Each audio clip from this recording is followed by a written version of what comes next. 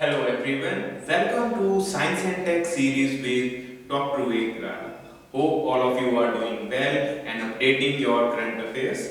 So in today's lecture, we'll be decoding disease which is in news. Most of the leading newspapers have not covered it, and it goes by saying that this is one of the disease which is neglected tropical diseases. So let's just decode what exactly is trachoma, because this theme is not only a concern globally but also back home some year back. That's another story that we have achieved success in eliminating active trachoma cases, which remains one of the major health milestones, but a lot needs to be done at global level to achieve the elimination of this specific disorder. So whenever some disease is in news, you should make sure first of all you decode what exactly is the causative agent, how is the disease transmitted, is there any treatment or vaccine available to control the disease, and what are the global standards which are being followed to limit the spread of disease. So we'll be covering all this. In case you have no idea what exactly is trachoma, this lecture is for you. So first and foremost, let's start with the basic. What is the causative agent? Because we all know these infectious diseases are caused by plethora of microorganisms ranging from bacteria, virus, protozoa or fungi.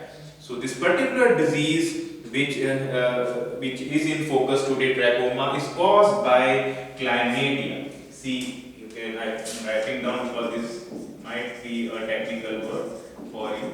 Chlamydia trachomatis. Now, since it's a scientific name, if you have not medical or bio background, this would be not serving too much purpose for you. So, to simplify it, we need to club it in the organism category. So, this is a scientific name of bacteria. So, in case they ask you what is the causative agent of trachoma, you have to pick bacteria. If the examiner wants to test your current affair knowledge, he might even incorporate the scientific name, which is rarely the case. So make sure you are able to just classify that this is a bacterial disease. Now, what is the part of body which is being affected? Because we know, like in case of current COVID, we have lungs being compromised or respiratory system being affected. In this particular case, you have to understand it mainly affects the eyelids. So yes, you have heard it right. It is one of the eye disorders and leading cause of blindness globally. So in this, what exactly is being happening? First of all, there is roughness and dryness of eyelids, and then the eyelids turn inwards, which causes discomfort to the cornea. Eventually, there is a pain in eyes, and in severe cases, if it remains untreated, it can lead to the blindness. So any person who is suffering from trachoma should immediately seek treatment and not just take this disease for granted. Now, the treatment in case of all other bacterial diseases remains antibiotics. There is oral antibiotic therapy available. Azithromycin is drug of choice. And in case of severe trachoma, in case eyelids have moved inward, then you will need a corrective surgery. So by surgery and by combination of antibiotic, this disease can be limited. So there is a cure available. And coming to the safe strategy, because global standards are following safe strategy for controlling this disease, and it has been quite effective. The safe word stands for an acronym. Just like in TB we have DOTS strategy, or in case of AIDS we have ART treatment. In case of trachoma, the safe strategy is being followed.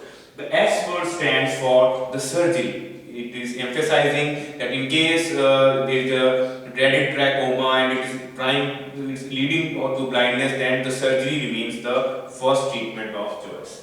A stands for the antibiotic therapy, which I have just highlighted, that azithromycin and other specific antibiotics can be taken on prescription of a doctor. F stands for facial cleanliness, because one of the main reasons why disease is transmitted is due to infected eyelids or nose, and of the infectious person being touched in an unhygienic way. So if you maintain proper face cleanliness, you are less likely to get this infectious disease. And E stands for environmental awareness. We need to work on sanitation. If you have a clear water and you are maintaining hygiene standards, there are less chances, because it is seen that developed world has eliminated this disease long time back. Only in some developing and underdeveloped countries, trachoma continues to be a major health concern.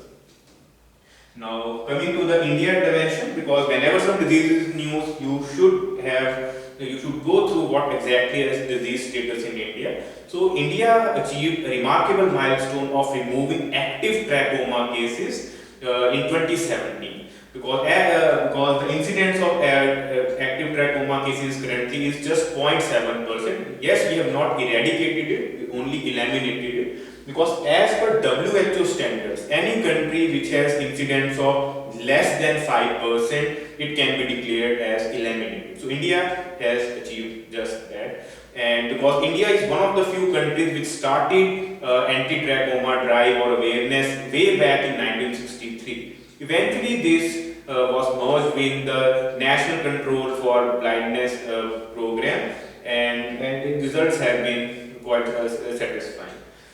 Now, why are we covering a disease which has been eliminated in India in almost 4 years back? Because currently this week there is an African nation which has achieved the same milestone of eliminating the trachoma. So, Gambia is the country which has achieved this remarkable milestone with pooling their all the available resources, and it has become the second country in African continent to eliminate trachoma. So the question arises, which is the first country? It's once again starting from G. Yes, you guessed it right. It's Ghana. So Ghana and Gambia, these are the only two countries in African continent which have eliminated the trachoma. So make sure if this question can be easily confused, which are the recent countries which have eliminated trachoma, they might ask you about interdimension, or they might just pick what trachoma is, which is the base of today's current affair lecture. So I hope we have clarified and highlighted all the major likely dimensions of the topic which can be asked in any of the competitive exam, whether it's IAS or the state services. So in case you have any specific query regarding this specific disease, feel free to ask them in comment section. We will try to answer your genuine queries. So I hope today's session was useful one, and you are following our current affairs series. You can check our playlist for recent updates, and we have been uploading videos quite on a consistent basis nowadays. So make best use of this for your preparation. So Chandigarh Civil Service team wishes you all the best for your civil service preparation journey. Thank you very much. Have a nice day.